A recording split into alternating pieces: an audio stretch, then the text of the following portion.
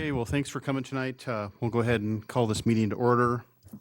And if we can get a roll call vote, please, from the clerk. Andy Mefford. Andy Mefford is not here. Jerry Ford. Jerry Ford is not here. Paul Forsting. Here. Paul Forsting is here. Babak, and I don't know how to pronounce his last name at all, so. Babak is absent. Ryan Shoemaker. Ryan is absent. Maggie McCall. Here. Maggie McCall is present. We will seat Maggie in as a voting member. Yep, that sounds great. So we do have a quorum so that we can vote tonight. So I'm glad for you guys that did show up. Appreciate that. So if we can get some approval of the minutes for the July 18th meeting, see if there's any questions on those. I move that we approve the minutes from the July 18th, 2008 Board of Adjustments meeting. I second. Okay, we have a motion and a second to have any discussion, any questions? Seeing none, can we go ahead and have a voice vote for those who are in favor of approving the minutes, say aye. Aye. Aye. Aye. Those opposed? Seeing none, motion carries. So we can go ahead and move forward with any public comment at this time that is not having to do with tonight's hearings. So if you would just have a public comment period here at this time, or so if you want to talk about something that's not on the agenda, you're sure welcome to step forward and speak your mind or tell us what you think. So seeing really no one going for the podium, we'll go ahead and close that. So moving on to item number 5, public hearings. First one we have tonight is for Mullen Road Storage Unit Special Exception. Lauren, if you can give us the staff report. Yeah, thanks, Mark. For the record, Lauren Miller, planner with Community and Planning Services. This is a request by Bridger Stratford for a special exception from Missoula County zoning regulations. The applicant wishes to construct a 124-unit residential mini warehouse located at 6250 Mullen Road. The property is zoned CRR1 residential. Here's a view of the property location, located at 6250 Mullen Road. The property is directly north of the Hellgate Trading Post gas station. The property is surrounded by a mix of existing residential development to the west and northern half of the property boundaries. There's a mixed use of commercial around the eastern and southern property boundary. Here's the zoning for the property. As I mentioned earlier, the property is zoned CRR1 residential, which allows for residential mini warehouses as a special exception. The surrounding zoning is a mix of residential, commercial, and the City of Missoula's commercial business zoning district. The development is within the 2005 Y Mullen West Plan and designates this area as a neighborhood center. Here's a street view of the existing site. Currently, there is a single-family residence that was built in 1945 and a detached garage on the property. According to the applicant in the application, the asbestos and use of lead-based product has limited the feasibility of remodeling this home at the current market price. The property is relatively flat, and there are a number of existing trees on the lot. The applicant noted in their application that they plan on incorporating several of these existing established trees in the landscaping plan and transplanting some to limit the visibility of the proposed warehouse from the existing residential development surrounding the property. Here's the proposed site plan for the development. There's a total of 3 storage unit buildings for a total of 124 units. Access to the proposed facility is located directly off of Mullen Road, which will limit any traffic into the existing neighborhood development. A visual buffer is proposed along the perimeter of the property, which will include a fence 6 feet in height at 75% opacity as required by zoning, along with plantings, and as I mentioned earlier, using some of those existing trees on the property. A full landscaping plan will be required at the time of zoning compliance permit review. Adequate parking spaces will be provided within the development itself, and the development will conform to Chapter 3 supplementary regulations and Chapter 4 special design standards of Missoula County zoning regulations. The proposal was sent to agencies for comment, and property owners 300 feet of the property were notified. Staff did receive 2 comments from adjacent property owners after the staff report was mailed out, opposing the special exception request. One of those letters is in front of you right now and was also emailed to you last week. The letter that's in front of you, just to highlight some of the points of that letter, the property owner did note concerns of excessive noise from snow removal equipment on the property, gate and car noise at all hours of the day, and the noise amplification from the proposed materials used on the building. A couple of the other items to note was that the potential development attracting crime to the area, the devaluing of existing residences around the property, and that the property should be used for a single-family residence, and that this development is not needed due to the surrounding storage units already existing in the nearby area. Most agencies provided just a general response with no concern. Missoula Rural Fire commented that building number 3 shown here will have a fire access problem with the plan that is proposed currently, and that it may require a brig halfway through to provide adequate access. This comment has been addressed in condition number 3 of the staff report, and the applicant was notified and is currently working with Missoula Rural Fire to address this issue. So based on the factors that I've presented here and those, noted in the staff report, staff is recommending approval for the special exception. And that concludes my staff report. Thank you. So one question, did you say there's 3 conditions of approval that are recommended at this time? Sorry, I said 3, but I meant number 2. My bad. No Thank you.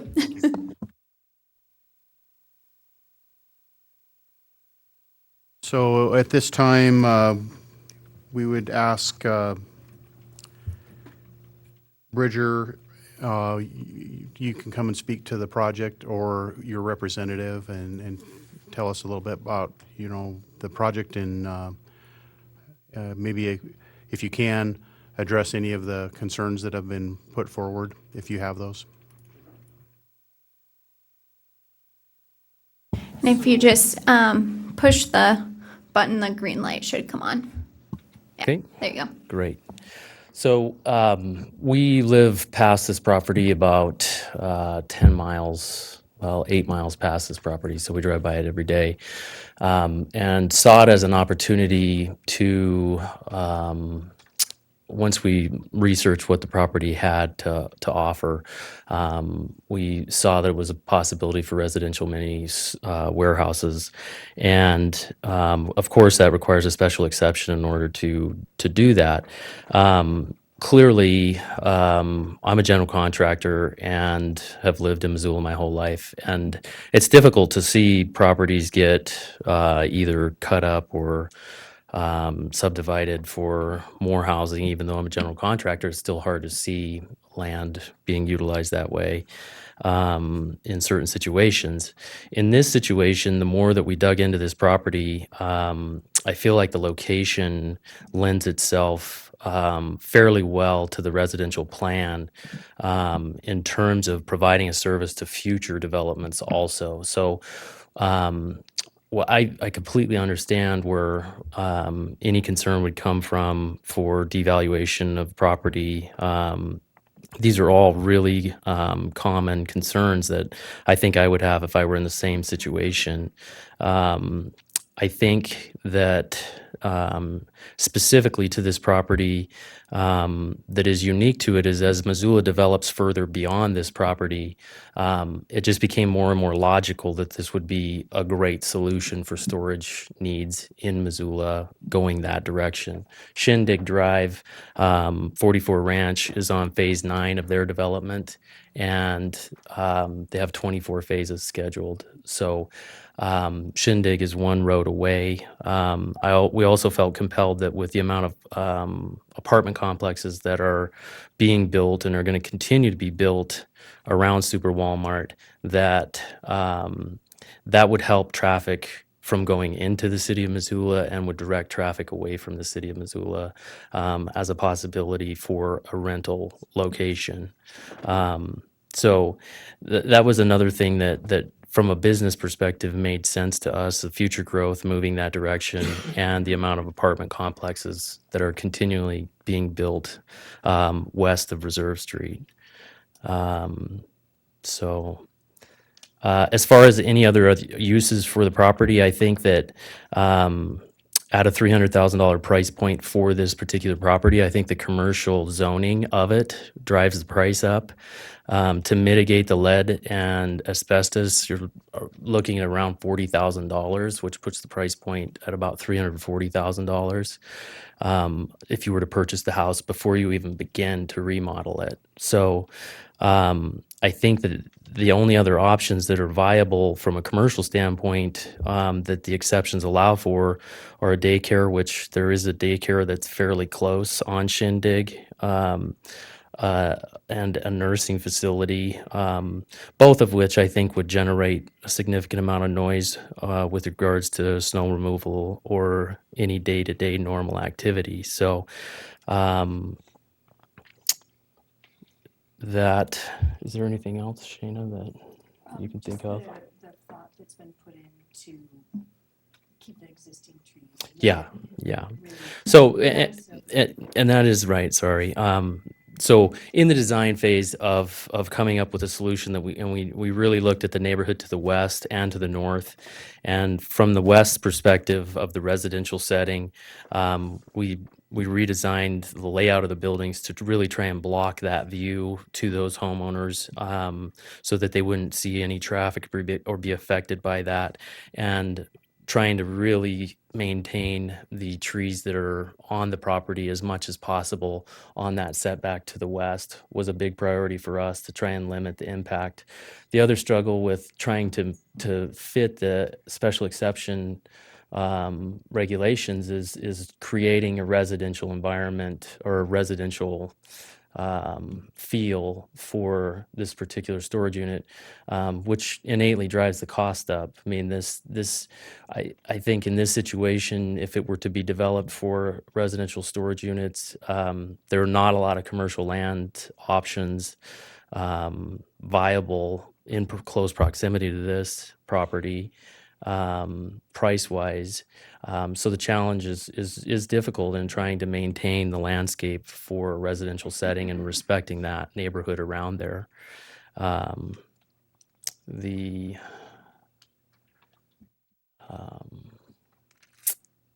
So yeah, do you have any questions for me? Very much.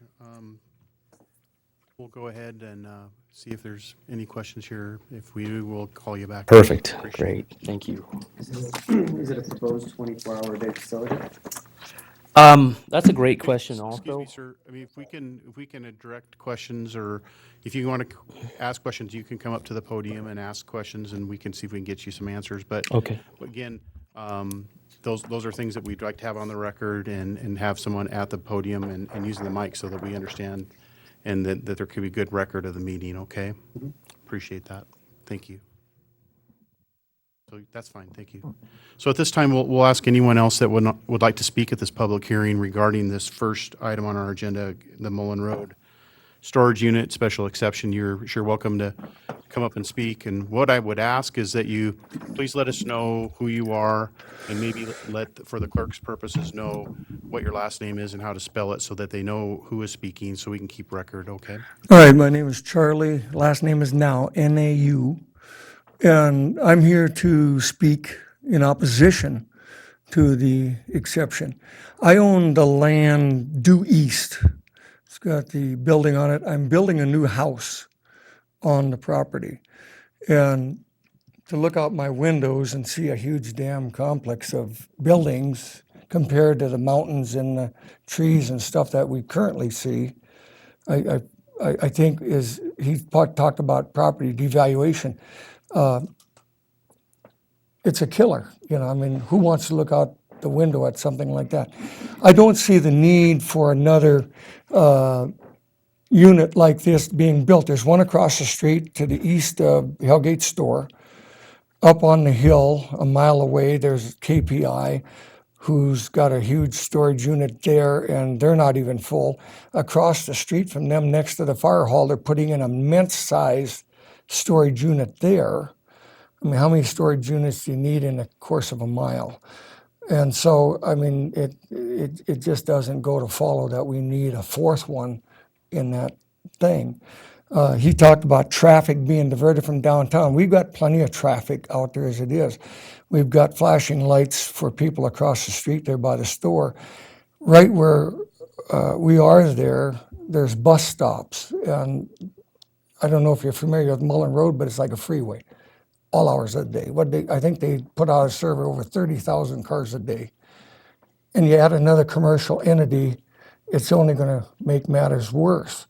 So it just doesn't make sense to take away a residential area there that someone could improve. I understand I'm a contractor as well, so I understand the asbestos and the lead and all that as far as refurbishing.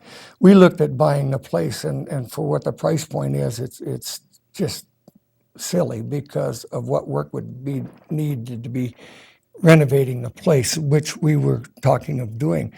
The whole complex, my land and their land and the daycare behind me used to be all part of Mensa's nursery. And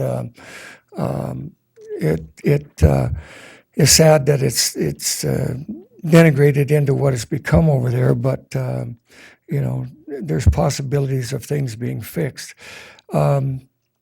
Anyway, like I say, from our point of view, with the increased traffic, with all the school kids and the loss of view and all the rest of the things, I just don't think that would be a positive thing for our area, especially, like I say, with the additional buildings being built up on the hill right now.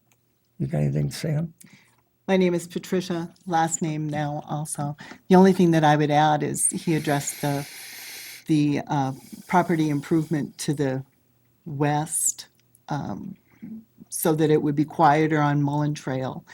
Between his property and our property, there is no road, there is nothing there. So our backyards would be touching each other. So I don't particularly want to look out my bedroom window to see a huge expanse of storage units, especially when out right off Mullen Road across the street is already storage units that we have to look at. I think the property devaluation would be significant, and no matter how many trees you might put up on Mullen Trail side or on that side of his property, I don't think you can put up enough trees to compensate for the degradation of the neighborhood. There is a daycare that would also be subjected to, right behind our property is a daycare, and the little ones would be subjected to half of the storage unit as well. So we would wish that you would take that into consideration and not approve the special exception. Okay, thank you for your comments. Thank you. Any other public comment regarding this hearing?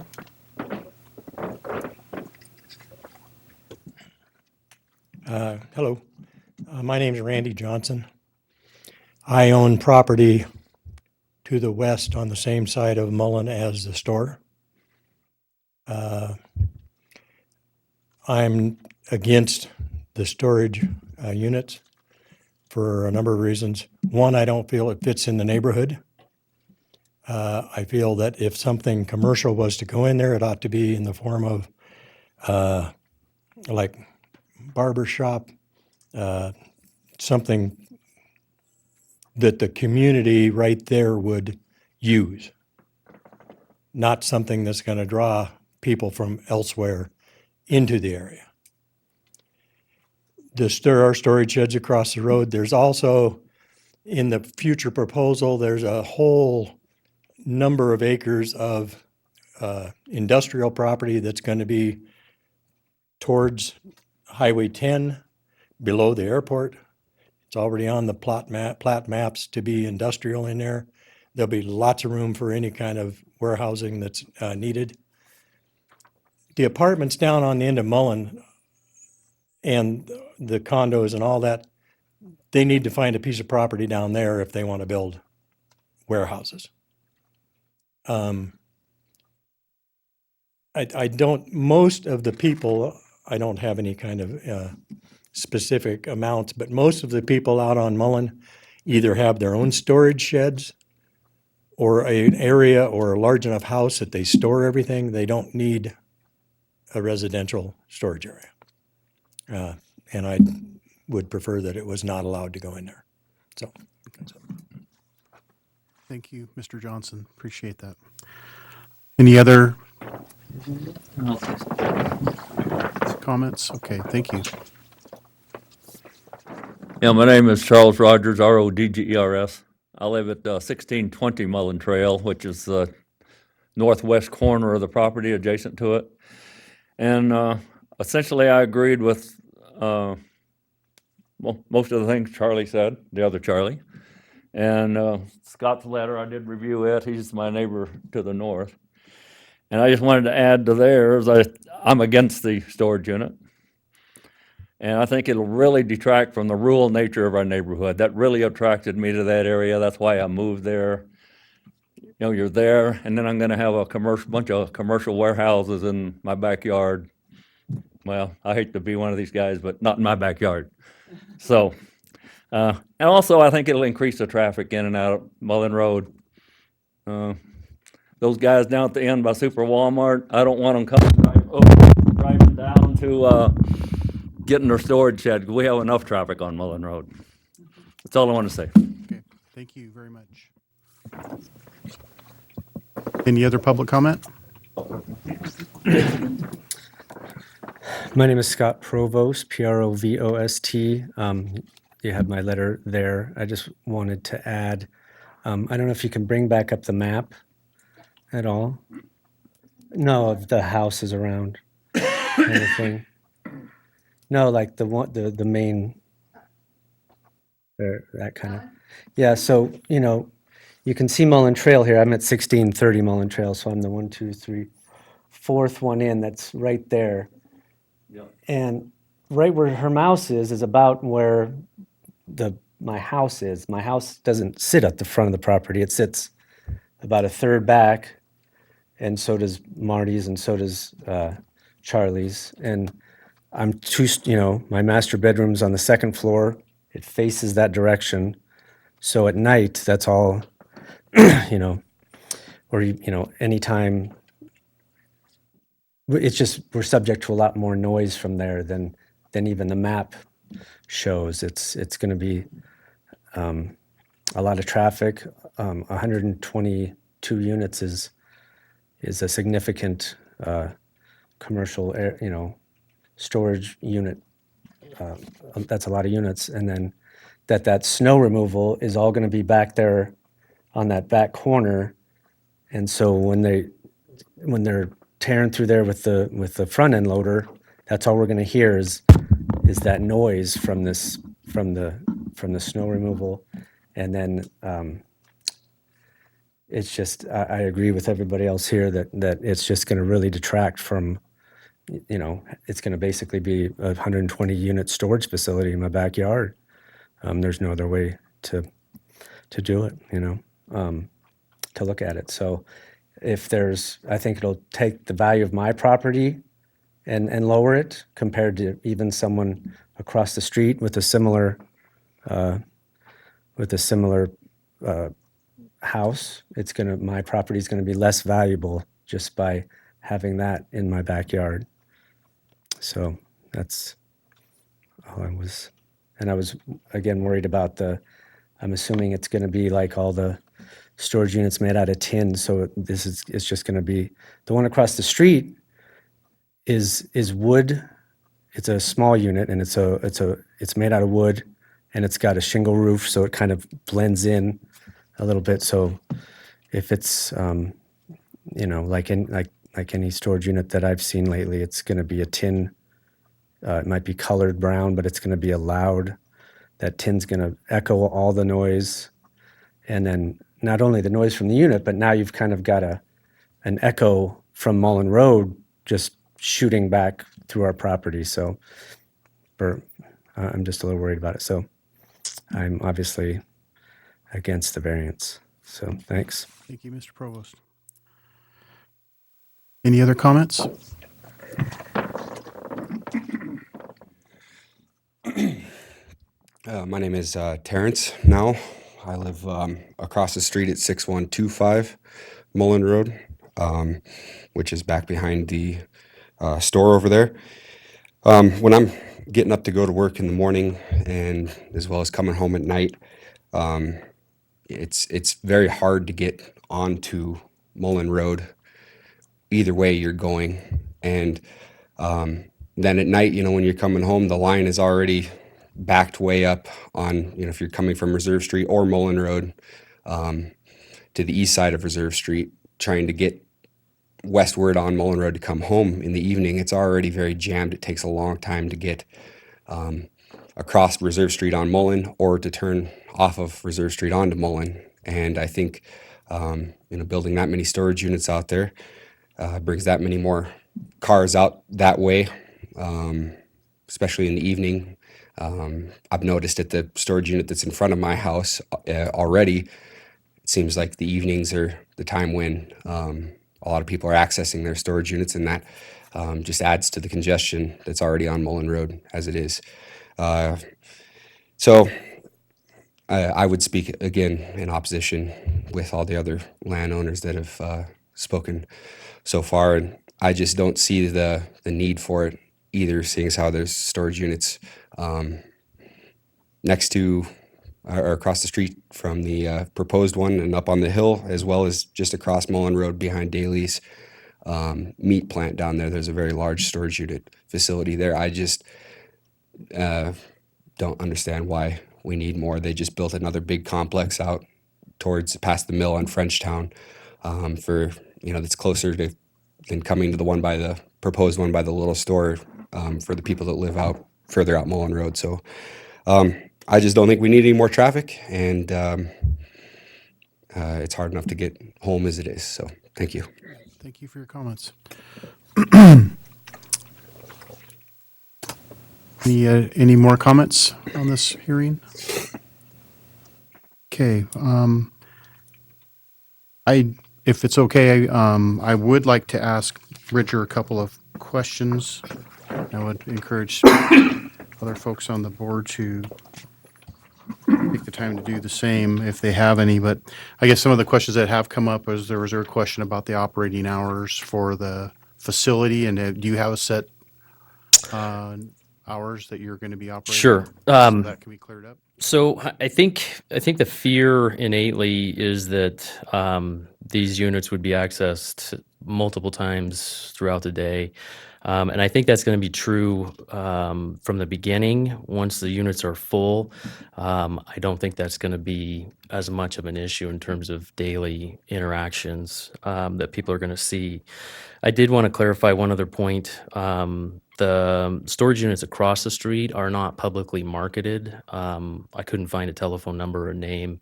So I don't think they're advertising those publicly as storage units. I don't know much about it. I wasn't able to find any information out about that. So from a security standpoint, I did want to just put people at ease a little bit that the plan is for each renter to essentially have their own code, so we would know who accesses the facility every time. There would be security cameras. There would be down-pointed lights that would not impact anybody's homes directly. From a security standpoint, I think with those things in place, from my perspective, I think it kind of solidifies the back of that property from a crime perspective, in that we would have at least some video cameras set up and fencing to prevent access to their own properties from that direction. 24-hour access would be accessible. I don't know honestly how often that would happen. They would have access to the gate key code, so it is potential that they could be there 24 hours a day. That is correct. Okay, thank you. Will they provide or get their access via, let's say, a web-based product or something like that, or how will the renters rent a unit? Great question. So it would be web-based, and also our intent is to utilize one of the units for the first 6 months to a year to help facilitate setting up rental agreements on site. So we would be accessed either through the website or phone number to be able to set up a time to be able to come and do the paperwork and get the information they needed to start renting. Okay. We will either be managing it ourselves or have. Property management group. And then the next question I had was just regarding the anticipated fence height. And then, Lauren, I think you discussed in your staff report about the condition of that fence and the opacity that needed to be met. So I just want to make sure that what is the intended fence height for the perimeter fence? Correct. North, east, and west property sides will be 6 foot chain link. Most storage units in Missoula have barbed wire fence on them. That's not something that we're doing. It's just going to be a standard 6 foot height. We were hoping to integrate the trees to create a visual break. In between those areas, we were going to utilize a PVC industrial grade material for the slats to be able to prevent being able to see inside the facility. Okay, and what is the opacity that we need to meet on this for the requirements? 75%. Okay, thank you. Yep. All right, that's what I had. You guys have any other questions for Bridger at this time? I do. Can you explain the existing uses around the area? I know they're mentioned in our application, but maybe you could just, there's a vehicle storage area right next to it. Can you add a little depth on what that is? And maybe you could show us a picture. On the aerials, probably. Yeah, the adjacent use. There's a couple houses and there's a storage unit, or not, what do they call it? I think it's referred to as a vehicle storage. Right. Yes. So that is some people that were here own that property, and that's my misunderstanding of what the property was utilized for. It in nature seems like an auto body shop almost from the outside looking at it. Or a automotive mechanic shop. I mean, it's a pretty significant sized building. I was unaware that they're adding on to the back of that and that it was going to be a residential area or utilized as a residential property beyond that. So that's my fault for the misunderstanding with that. So, but from the front of the property at the Hellgate Trading Post, the storage units and that facility is the dynamic of how that commercial setting is there and lends itself more to a commercial setting. And Lauren, we had a storage unit facility here 4 months ago, 5 months ago, and that was right down the road here. Is that on this exhibit right here too? Is that? So that's further west, once you're entering the right across from the golf course there, by the fire station is where that one was located. Right. So in my research, as far as pricing storage units, it's really amazing how few are available. I mean, it seems like we're inundated with storage units. Clearly, we wouldn't want to take a financial risk if there was an opportunity there. And it's pretty amazing when you start calling all around to these storage facilities, how many are full for specific sizes or all sizes.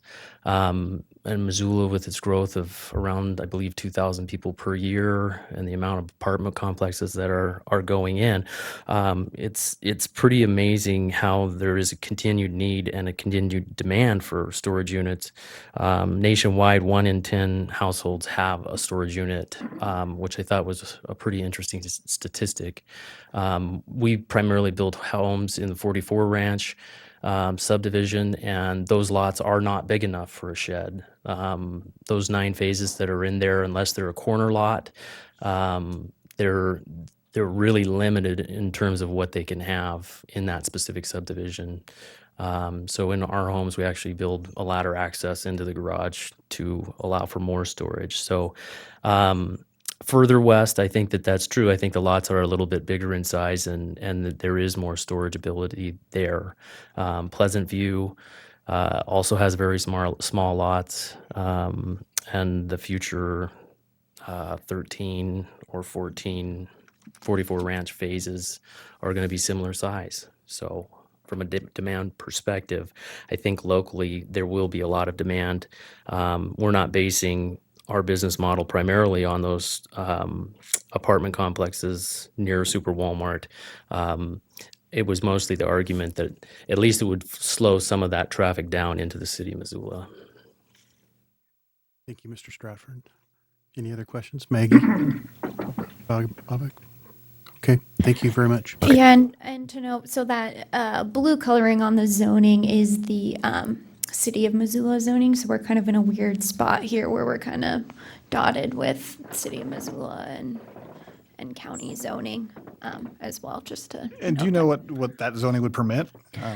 I should have, so that's their, I think they neighborhood commercial zoning or business commercial. So similar type of uses. They've got that daycare there and the nursery. So they're kind of a mixed commercial use there. Multifamily housing, yeah. Yeah, kind of a mixed use. If you would like to say something else, that'd be fine. Yeah, I just wanted to clarify. Please, again, tell everyone who you are, just so we. Oh, I'm Charlie now again, and I own the building next door. There's no mechanics, no paint booth, no anything. It's, if you check with the city zoning, it's cold storage only. I've got antique cars, and I just, as my wife calls it, needed a toy box to put all my toys in, and that's what I've got there. And if you look inside, that's, matter of fact, that's why I put big windows in the front of it so people could see the cars when they come by. But that's all it is cold storage. There's no mechanic work, no anything else that goes on there. And we are building the house on the north end of that.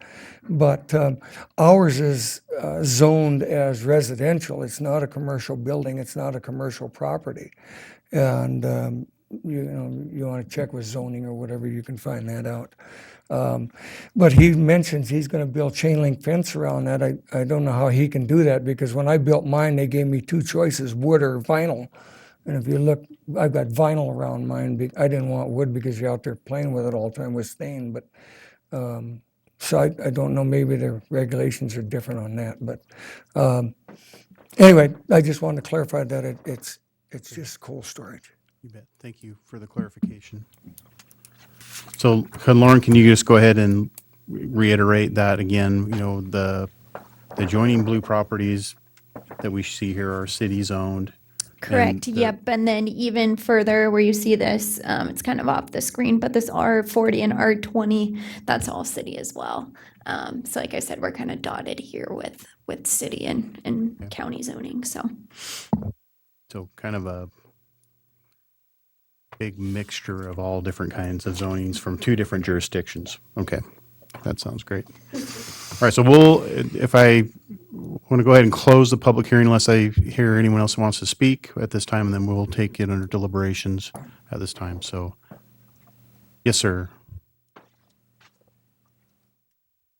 Randy Johnson again. And we walk a lot of times, and we walk by his place, and we really totally enjoy seeing the cars displayed. And he takes them around to shows and displays them at like the mall and things. It's not any disturbance to the area at all. It's actually a very enjoyable thing for the neighborhood. I don't believe that storage units would be an enjoyable thing to walk past and look at and watch the vehicles pull in and out and have the people who are going to show up there and leave their stuff and then not show up to come get it. And then you have sales of the storage unit materials. So then they have all these people coming out for these sales. So anyhow, that's what else I wanted to say. Okay. Thank you again for your comments. So this time I want to close the public hearing, and we will take their consideration of this special exception with the members of the Board of Adjustments here. So thank you for your time. And so I guess I would ask at this time if there's any additional questions or comments or any input that you guys want to make about this proposed exception? None?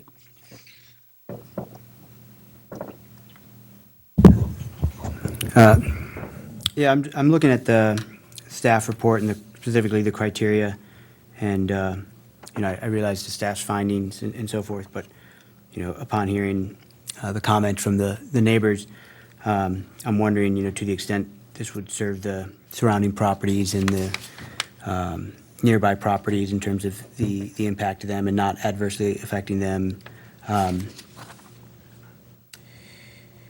I guess it sounds like there's some expansion in the area, so that kind of pulls the other way. But I guess just my comment for the rest of the board to consider is that while I realize staff takes a lot of time in preparing these findings and, pulls in a lot of information, some of that information I don't think was available to staff until this evening, including expressed public opinion on the above consideration, since there was only the one comment that I think we received by email. So I just want to state that I'm having some concerns here and just trying to figure out the right thing to do based on the criteria that we're bound by. Thank you. Maggie? I have a similar concern with the criteria number 3.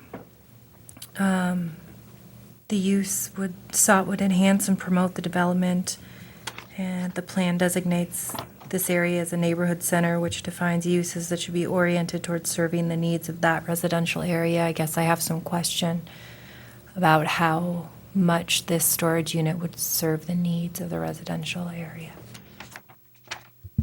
Yeah, that's a So, question for Lauren? me. Okay. I think so. I think that's Yeah. where it was directed, yep.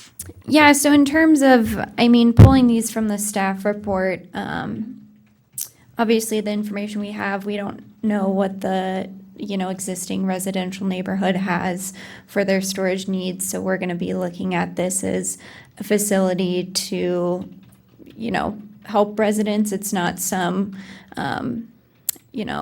factory or something pumping out, but it's something that could serve the residents of the area. Obviously, we don't know specifically if we didn't survey all the residents in the area if this is something they need, but we look at it as something that could potentially serve the existing residents and, expanding residential areas nearby. That provides some clarification for you, Maggie, or? It does. I don't know if I agree with it, but Okay. it clarifies. All right. Thanks, Lauren. Yeah, well, the one thing that it's outside of our ability to, I guess, to regulate is the need or demand. That's not something that that the rules are really set up for us to criticize or or even control the flow of projects because of their demand. I think there's something else going on in Missoula where there's a lot of storage units and a lot of apartments being built, and that's neither here nor there. But it's something interesting going on right now with a lot of storage units being built. There really is. But that's that is outside of what we can do and say if this is too much for that. Regarding it being in a residential neighborhood, storage units are boring to look at, and so I know that they're not all that interesting. I know folks don't seem to even like houses in their own neighborhoods anymore, but it's tough all around there. As far as creating a real nuisance, traffic, they don't generate a lot compared to what houses would generate. There's really not a peak. There is, yes, getting people in there is, and there's some people who tinker, I think, more than most people, some people. But in general, I've had a storage unit at one time in my life, and there's really not, you show up, and I think traffic engineers would say that there's not all that much actual regular traffic there. And I had done some research on it at one time, and it wasn't very high. But I can completely understand how, nobody wants to look out their backyard and see tin buildings, and it's an interesting use, and I'm inclined to take the staff report as provided to us, and as I read it, I support the conclusion of an approval. Thanks, Paul. And for me, I understand the concerns that have been brought forward regarding traffic, and Missoula's gotten to where it seems like it's that way almost everywhere you go. So I get it. I've lived here for 58 years, and it's changed a lot. So, but that's part of progress and how things are, and things change over time. I would ask Lauren, this property right now is zoned R1 or, okay. Yep. So what other, so it's really residential, and then this is a special exception was one of the options. So it could be, like you said, it could be another daycare. It could be, what was the other items? Yep, so, yeah, in terms of permitted uses, you're looking at single-family dwellings, daycare home, ag uses, conditional uses, home occupation, a community residential facility serving 8 or fewer people. And then when we get into the special exception list, mini warehouses, a residential facility, again, serving 9 or more people, public and quasi-public uses, public utility, and temporary uses. And if you want me to get into specific definitions No, I of don't want, those, I can. we don't Okay. need to get into the weeds, but Yeah. but I appreciate you reminding me of that because, when I agree with Paul, and, I've looked into the residential storage units, and, the ADR, the average daily trips, or whatever you want to call it, into the facility seems like it's, not that many once it's fairly well occupied. So I have to agree with you on that, that I'm not as concerned about this driving a lot of additional trips into the neighborhood as has been stated by some of the residents, and I understand that. Any extra is extra. So don't think that I'm diminishing that. I get what you're saying. But when you look at it as a percentage of the total traffic on Mullen, it's probably a very small incremental change. And again, I struggle a little bit with this one, but in general, when reviewing all of the findings of facts from the staff report, I really can't really poke any holes in here because it is a residential instead of a commercial mini storage, it meeting those requirements for a residential mini storage, which is the important factor for us. So I would be more inclined towards going with the staff recommendation on this one at this time. So I'd kick it back to Maggie and Bob. I can say, let's have a discussion about this and see, if we can address any of your other concerns regarding this. Yeah, and looking at the criteria, like you, Mark, I'm kind of struggling with this. I'm looking at the, like number 6 and number 10. 6 being that the use will not adversely affect nearby properties or their occupants. And, looking earlier, it looks like, nearby is supposed to be a little bit different than surrounding area. So like in I think it was number 3 kind of makes a distinction, the bullet points in terms of, the surrounding area, adjacent properties versus, the adjacent properties versus the surrounding area. I guess my point is, in looking at 6, I'm reading nearby to mean, nearby, adjacent type of thing, and not kind of on a larger scale. And then, of course, number 10, And then I think Maggie mentioned item 3, and then this is kind of the same subcomponent of 1, the location, character, and natural features of the property and surrounding properties. Now, I mean, number 1, surrounding properties, it is sort of kind of a mix and a hodgepodge there, especially with, yeah, I mean, especially if you look at the zoning map and the existing facilities that are there. So I'm torn. I'm at the moment, I would lean towards denying the request. I don't know if it's an option to table and get additional information, fact finding from staff in terms of, will this serve a need? Obviously it's not going to serve the folks who are here this evening, but in the wider area, is this something that benefits the surrounding area, or, that potentially could play a factor in here, because there's something about, keeping in mind future expansion and, we know what it looks like today. What's the area going to look like, a year, a couple years, potentially is something to consider. Yeah, I agree with you, and it's been spoken to a little bit about where the major developments are in Missoula, and we all, I believe, understand that Mullen Road and the Y, and then also Miller Creek are really the main places where we're going to see expansion and see a lot more residential uses going into play. So there's not a lot of major subdivisions anywhere else that can absorb the number of people that are moving into this area.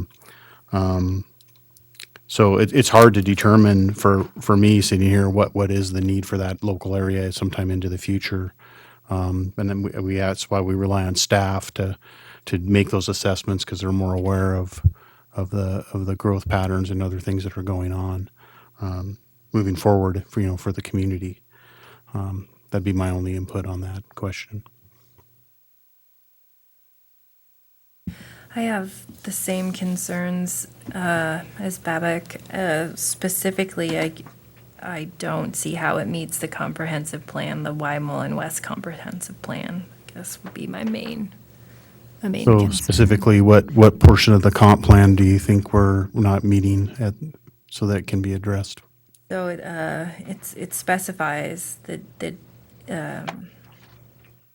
the use should be oriented towards serving the needs of the residential area rather than targeting a community-wide market.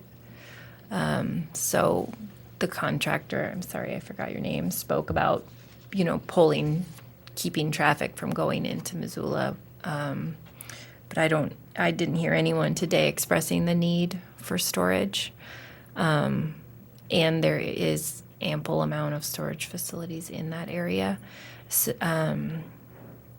I guess I'm not sure how a storage unit in this neighborhood is going to serve this neighborhood.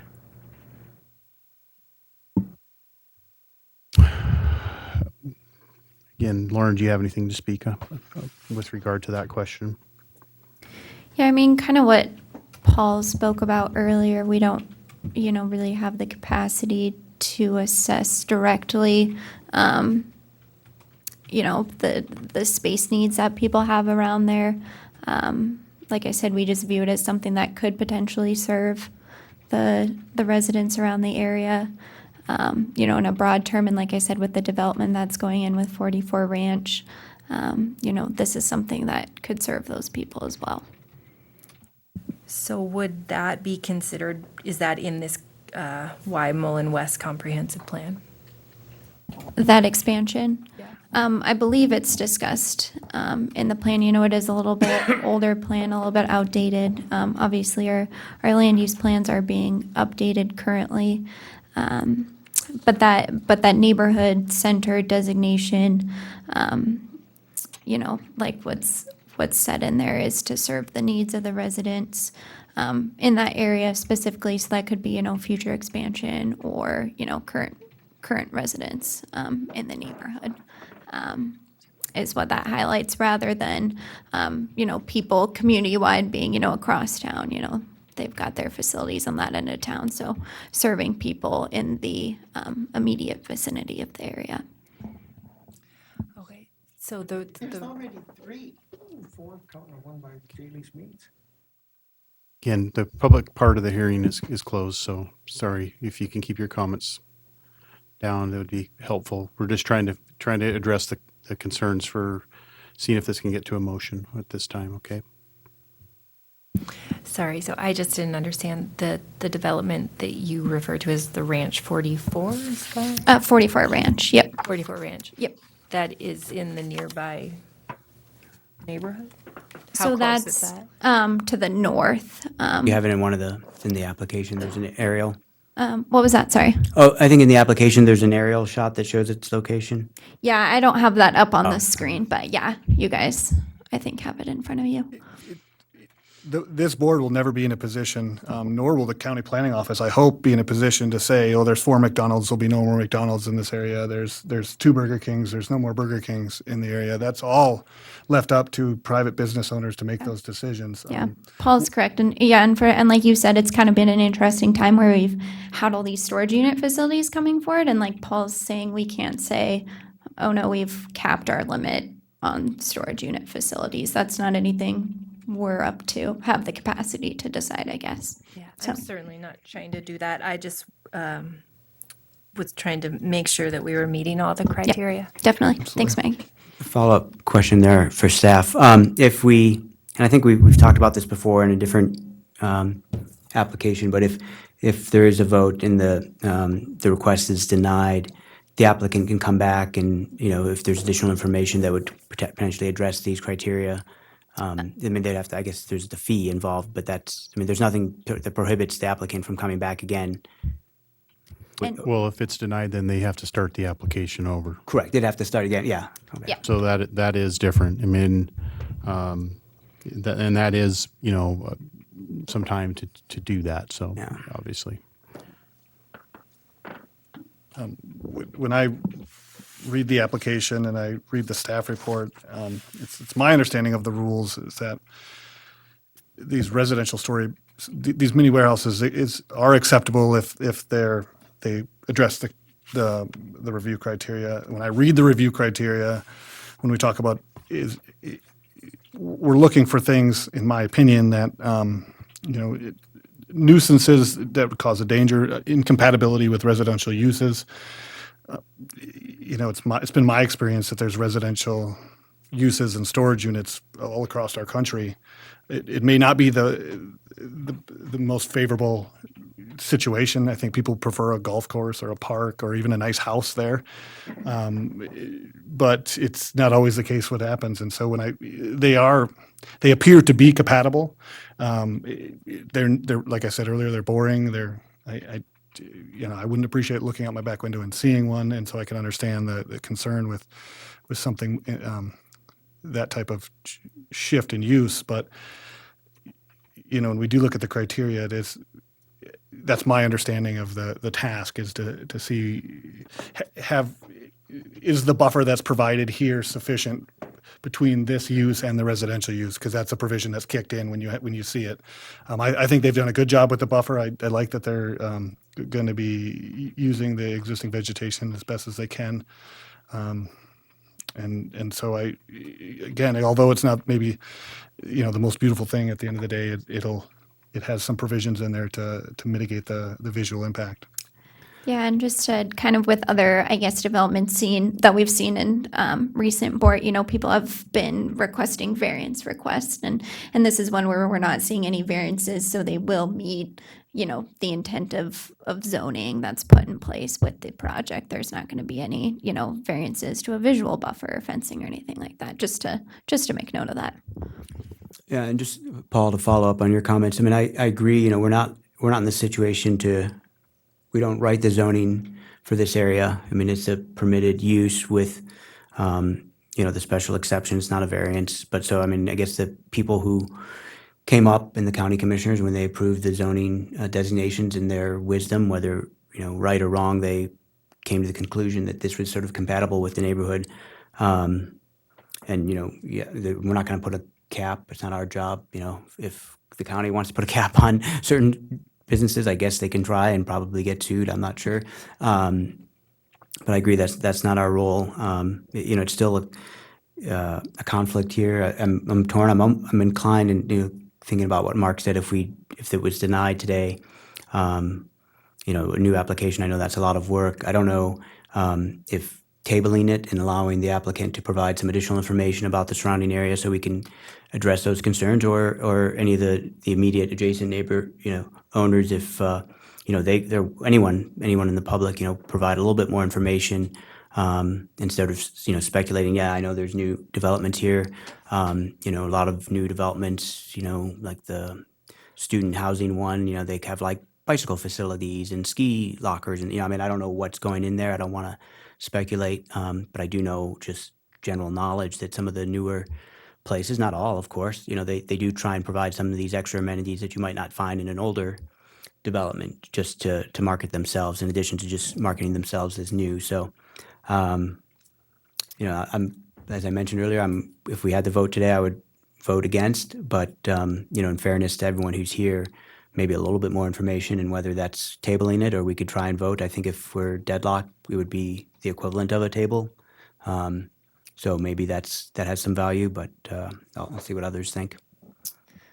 And just in terms of, just from my own personal knowledge and talking with the applicant, I do know that they're under contract with the property right now. They don't currently own it, and I believe that was probably by September, right? You said mid-September. They needed to have, and the special exception being approved was kind of going to base the sale on the property. So just, I think if it was denied, I don't think it would come back to us, I guess, to say. Yeah, or they would have to renegotiate that term Yeah. of the contract for sale or so forth. Exactly. Yeah. But yeah, just they're kind of under a time crunch so I appreciate you clarifying. thank you. Any additional comments? So as the chair, I think I need to do my duty here as well. And I will ask for if there will be a motion put forth on this special exception. And if there is one, then let's go ahead and vote and do what we need to do. So is there a motion? Well, I'll make a motion. I move that the Board of Adjustments approve the special exception request to allow for a residential mini warehouse. The property is located at 6250 Mullen Road and zoned CR1 residential. This approval is based on the findings of facts, conclusions of law found in the staff report and public testimony, and is subject to the following conditions. Condition 1, all other necessary permits administered by agencies and other than community and planning services shall be obtained by the property owner or designated representatives. These permits may include, but are not limited to, building, electrical, mechanical, approach, and sanitation permits.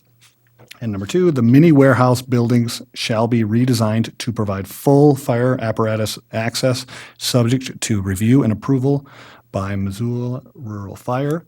Approved fire apparatus access roads shall be provided for every facility, building, or portion of the building. The fire apparatus access roads shall comply with International Fire Code requirements and shall extend to within 150 feet of all portions of each facility and all portions of the exterior walls of the first story of each building as measured by an approved route around the exterior of the building/facility. Approved fire access shall be reviewed and approved by Missoula Rural Fire at the time of zoning compliance permit review.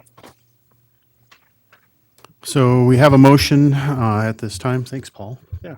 That's pretty good. Well, Hey, that was a mouthful. That came from Missoula Rural Fire directly, so. Got it. Yes. Okay, well, at this time, I will second the motion. We have a motion and a second. And I would ask for a roll call vote at this time, please.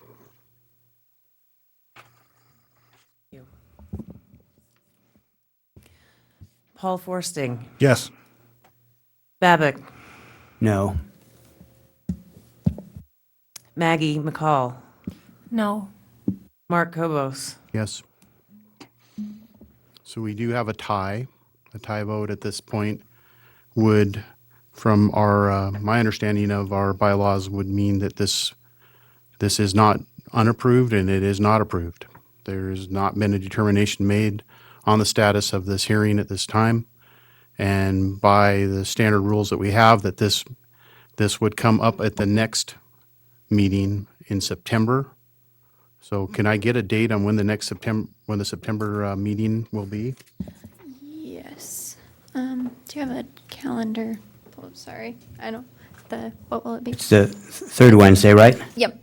So it would be the 19th Of September? September. Yeah. So that would be on the 19th agenda. Wouldn't that be correct, Lauren? Yep, that's Okay. correct. So that was, at this point, the next time that we could hear this special exception. The applicant needs to know that at that time, there'll be a redress of any information or any additional information that can be brought forward. And unless you pull, your request, that at that time, we'll make another attempt at trying to get this special exception either approved or denied at that time. And that is the best that I can do for you at this time. Okay. So moving onward. Sorry we could not provide closure for you tonight, but that's the best what we can do. So moving on tonight to the second public hearing is for the East Missoula welcome sign variance request. Lauren, can you provide us with our staff report? Yep, once again, for the record, Lauren Miller with Community and Planning Services. This is a request by Dick Ainsworth, Chair of the East Missoula Community Council, for a variance from Missoula County zoning regulations to allow for a welcome to sign to fall within the 5-foot required setback for signage. The subject property shown here is located at 3455 Highway 200 East at the entrance of the East Missoula community. This piece of property serves as an ideal location for a welcome to sign, as it is one of the first properties you see when exiting the I-90 interstate and the start of the Highway 200 corridor. The property is zoned CC2 General Commercial. The signage proposed today will conform to that of the commercial sign standards, aside from the variance request that the applicant is requesting. Chapter 3 standards state that no sign or supporting structure shall extend within 5 horizontal feet of a property line. Here's the existing site. The sign location is on the property of the what is currently the Moss Barber Shop. The proposed signage will not have any effect on the business, and the owner has voiced his support of the welcome to sign being on his property. The property is triangular in shape, which creates for unique property lines and limits the amount of buildable space on the corner of the lot. There is a slight grade change on the property between Highway 200 down to the asphalt pavement on the property. The slope does create a challenge for visibility for the proposed sign, and therefore it has pushed the sign into that 5-foot setback to allow for greater visibility of the sign. There are a couple existing trees on the property that you can see in these photos. If the sign were to conform to the required setbacks, this would reduce the visibility for both people entering the community and coming in from the I-90 exit. There's also 3 underground telephone lines that exist on the property. You can see where that orange is on there indicates the start of those lines being underground. Conforming to the setbacks, once again, would place the sign either on top of these lines or push it further into the property, limiting the view of the signage. Here's a site plan showing where that sign would go. The sign will straddle the property line and the right-of-way. MDT has been working with the applicant and is in support of the signage and will grant an encroachment permit to allow for a portion of the sign to be located within the right-of-way. You can see here on the site plan, where those telephone lines are occurring. They're indicated by the T and the lines going across there. The property owner, as I said, is in support of this, and he also has noted that he would be willing to grant the applicant an easement for the sign itself. Here's a look at the proposed sign that we have. The applicant did note that there is not going to be any lighting for the proposed sign either. And with anything, agencies and property owners within 300 feet were notified of the proposal. Agencies gave standard response, no concern, and were in support of the proposal, and we did not receive any comments from property owners. Based on those finding of facts and those in the staff report, staff is recommending approval for the variance request. Thanks, Lauren. Mr. Ainsworth, do you have anything to speak to on this? For the record, my name is Dick Ainsworth. I'm the chairman of the East Missoula Community Council. This is a project that we've been working on for a number of years and didn't have any funding for it. Last summer, the county staff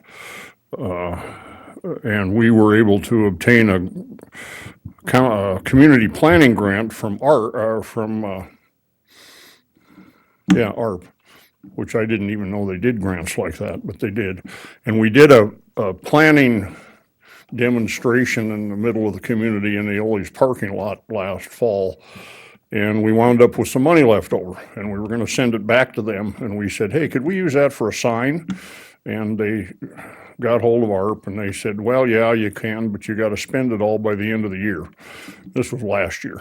And we said, well, I don't know that we can do that. And so we kept going back and forth. They finally extended it until the end of January. And we knew we weren't going to get this approved by then, but we finally we had the sign built anyway. So we've already got the sign. We're going to put it somewhere if we don't get this done. At any rate, so we started working with Jim Moss, who owns the barber shop, owns that property. He's very supportive of this. We ultimately had a utility locate and discovered that there were these 3 telephone lines, one of which is a fiber optic cable. They don't like you digging those up much. And so it gave us some heartburn as to where we could put it. And we wound up having to put part of it on Moss's property and part of it in the highway right away, which is okay. It just makes us have to get another permit. We have to get a highway permit for the sign, and then we got to get an encroachment permit from them to put part of it in there right away. We also have to get a county sign permit. This is the first step. Then we do the county sign permit. Then we do the highway permit, then we do the encroachment permit. So we're just getting started. At any rate, I think we've got a good location for the sign. We've been discussing it at the community for the better part of a year. Haven't heard any objections. The owner of the property is all for it. He's agreeing to give us an easement. We've talked with John Hart in the county attorney's office. The county would hold the easement because the community council is not really a formal entity, and John would actually prepare the easement for us. There's an email in the packet from Century Link agreeing to let us put the sign kind of straddle their line. So I think we've got all of the I's dotted and the T's crossed, I hoped, and hopefully you'll grant us the variance so we can move ahead. Okay, thank you. Any questions for Mr. Ainsworth? Thanks a lot. Appreciate it. Thank you. So is there any other public comment? Seeing none, we'll close the public comment period for this hearing, and we'll start any deliberations we need. So for me, I don't really have any questions on this. Seems like a great thing for East Missoula. Great opportunity for the town to be recognized. So anybody else have any statements or anything else to say on this? Public? No? I think it's great. I think it signs. Yeah, it's good for community and it's for place making and whatnot. So I'm in support of it. I wonder, if, just as a aside about annexation in the city, and if you probably don't know any more than I do, but this sign may be in the city soon, and I guess it still belongs there. It's still going to be East Missoula. Yeah. Right. Cool. Yeah. Exactly. Yeah. Yep. All right. Good enough. So if there's no other comments, can we have a motion, please? I move that the Board of Adjustment approve the variance from the horizontal 5-foot setback requirement within county zoning regulations, section 3.04 D.1 and allow a Welcome to East Missoula sign to straddle the property line at 3455 Highway 200 East. The property is legally described as portion E of Certificate of Survey 1001 and is zone C-C2, General Commercial. This approval is based on the findings of fact and conclusions of law found in the staff report and the public testimony and is subject to the following conditions. One condition, which is the following: all other necessary permits administered by agencies other than Community and Planning Services shall be obtained by the applicant. These permits may include, but are not limited to, building, electrical, mechanical approach, and MDT permits. So do we have a motion? Do we have a second? Second. Okay, thanks, Maggie. Any discussion? Seeing none, can we have a voice, or excuse me, have a roll call vote, please? Yes. Paul Forsting? Yes. And I'm sorry, I don't know how to say your last name. That's fine. Babick? Yes. Maggie McCall? Yes. And Mark Cabos? Yes. So we have an approval for your variance, Mr. Ainsworth. Thank you for coming tonight. Thank you. So let's see, do we have any other old business? We have this, those are going to be postponed till September, right? Or actually even later for the, Yeah, once Jamie can get her things together, we will have the bylaws next month. I have pushed her and said, Jamie, you are doing these next month, so she will be here. And then obviously we will push that tied hearing. Like I said, I don't know how that's gonna work with their what they have going on with the property. So like you said, they may pull out their application. So I'll be in contact with Bridger and keep you guys updated to see. and typically even in most contracts, there can be an extension. that they can Yeah, ask for yeah. as So well, if we'll they want see. to. Yeah, we'll see how they're feeling about things after the meeting tonight. But other than that, when moving forward, there aren't any other general variances or special exceptions from next month. So it would just be bylaws and then the tie vote if they do choose to move forward. So like I said, I'll be in contact with Bridger and let you guys know. Hopefully, an answer within the next couple weeks. All right. Lauren, is there any discussion, and maybe you could look in the regs about, or our bylaws about trying to get an odd number of people voting? We've had 2 ties in the last. Yeah, well, I was gonna, after the one that we had with the signage back in June, I brought it forward to Jamie and I said, I don't think, because that's not how they are in other, but when something ties, the motion just fails.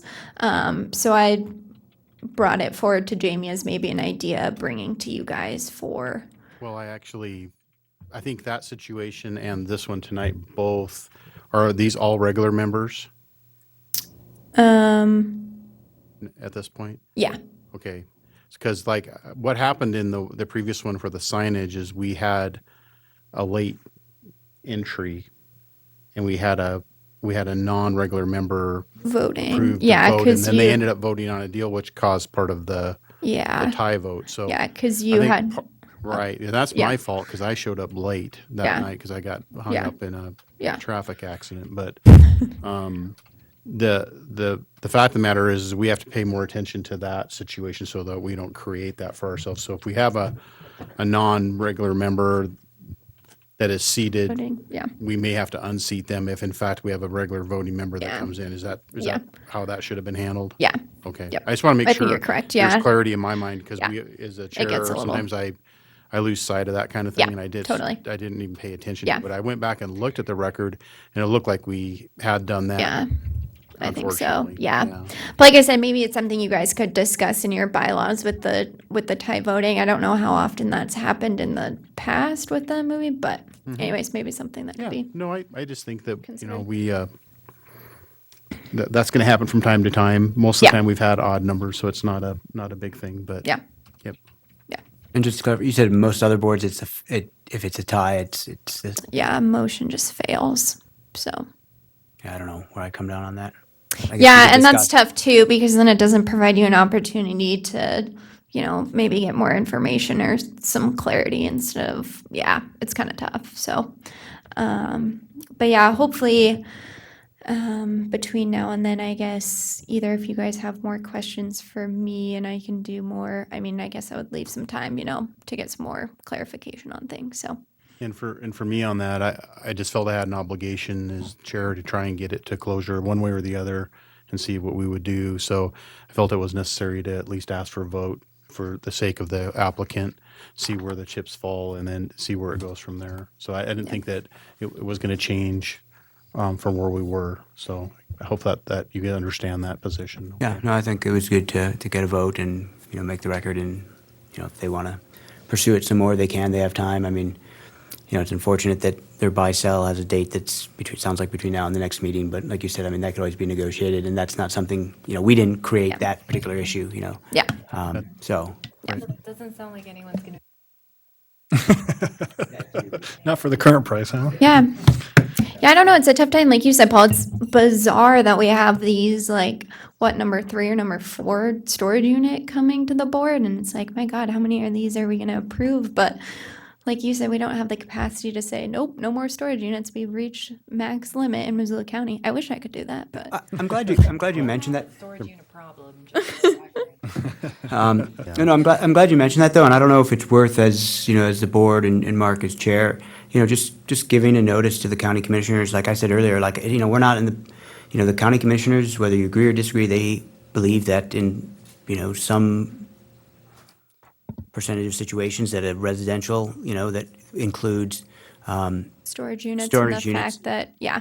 And I think it's hard because the fact that we are in this kind of housing crisis in Missoula, yet we're seeing storage units taking, the place of them. But as Paul noted, we can only go off of regulations, and if they're meeting the intent of the regulations, and since it's in zoning, and I think, one of the problems kind of comes down is that we even have that in our zoning as a Yeah, that's special what I'm exception. wondering. Just that's not. Residential areas. So, and I've kind of, since I've had so many of these, because we are updating our zoning, and I've kind of brought it forth as maybe we need to reconsider the, Yeah, I the mean, storage units. I mean, obviously, the one we did last month, I mean, that was out on, by the gun Yeah. facility. I mean, there's nothing really there except for the highway and the shooting range, and even I think there was a couple people that opposed it. So, there seems to be a little bit of a at least for the people that come here, that, they feel it doesn't fit the neighborhood, but obviously the zoning says this is part of the neighborhood.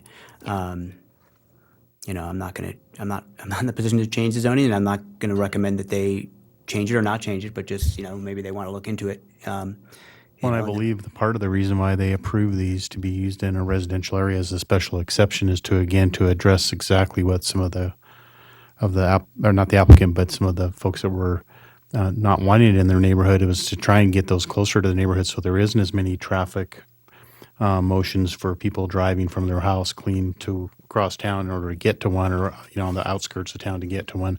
So they're trying to make it somewhat convenient and create less traffic, I think, is what their intent is, even though maybe it doesn't always work out that way. Yeah. But I think that was their thought when they were doing it, because housing, as the applicant said, is getting smaller and on smaller lots, and there's a lot less as much room to store things and have extra things there. And most of them have covenants that require, you can't park your boat in your driveway, and you can't do this and you can't do that. So that's what I believe in my own mind, including these smaller parcels, smaller homes, and this driving and all of the covenants that come with those lots. They're driving people to keep their camper somewhere and keep their boat somewhere and keep all that. So that's what I think is driving this in my own mind. I mean, I think I when could we're be wrong, but that's what I suspect is going on. Yeah, I mean, on just pure speculation, I suspect, that there'll be a storage unit either in this location or somewhere nearby, and I just don't want to go on my speculation, like, you guys heard me, maybe if the applicant comes back with some more information in terms of the number of new housing and, what the storage needs might be, then, or, the members of the public, and say, look, I look at all the way down everyone has a 50-foot garage, or I don't know, just, but yeah, I mean, I think you're right, Mark, in terms of, you Well, don't I want. think the applicant could have helped himself if he would have had some data. I mean, if he said, hey, there's this many houses in the Y Mullen complex, there's anticipated to be this many more. And if one out of every whatever have them, then there's going to drive this many units, and there's not that many out there now. So this local area Yeah. Needs it, why yeah. Mullen Yeah. needs more. Yeah. And this is the reason why. He maybe could have answered some of your questions about need, Yeah. even though I don't think he has to justify that, but it would be additional information that maybe help you understand that Yeah. a little bit. Maybe I- I could make a suggestion, we close the public hearing or adjourn our meeting, Mark? Yeah. And then, Yes. and then We should adjourn, so it is adjourned. Yeah. Sorry, we don't need to he's taking keep notes. track of of that. the rest of it. Sorry to make you keep notes.